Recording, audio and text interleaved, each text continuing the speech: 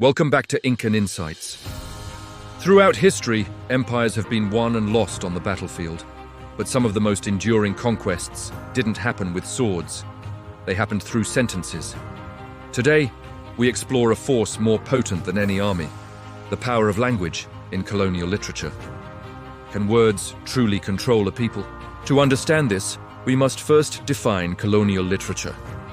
This body of work emerged during the height of European expansion, spanning diverse cultures from India to the Caribbean. In these colonies, English was not just a means of communication. It was the primary tool for administration, law, and education, creating a new social hierarchy based on fluency. Language was often used as a deliberate tool of control. Consider the classroom, where indigenous languages were sidelined in favor of the superior English script and Victorian values. Thomas Babington Macaulay, a key figure in Indian education policy, famously aimed to create a class of persons Indian in blood, but English in taste, opinions, and intellect. This policy forced a deep conflict of identity. If the language you use to think and write belongs to your colonizer, how do you define yourself? Writers like Chinua Achebe faced this dilemma head-on. In his masterpiece, Things Fall Apart, Achebe chose to write in English, but reshaped it to include Igbo rhythms and proverbs. By doing so, he reclaimed the narrative, proving that the English language could be decolonized to tell the authentic stories of those it once sought to silence.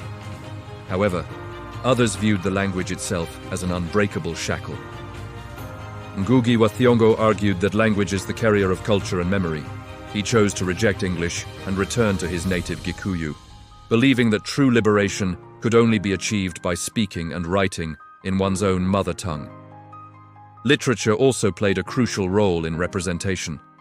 For centuries, colonial texts depicted colonized societies as uncivilized or backwards to justify imperial rule. But as indigenous writers took up the pen, they replaced these harmful caricatures with vibrant, complex, and deeply human portrayals of their own communities. The impact of this linguistic history remains today. English is the global lingua franca of business and technology, yet local languages are undergoing a powerful revival. The stories we tell and the languages we use to tell them carry the weight of our history. We must ask, how much of our modern world is still shaped by these colonial echoes? Thank you for joining us on Incan Insights. Don't forget to subscribe for more deep dives into the world of literature. What do you think? Does language still hold power today?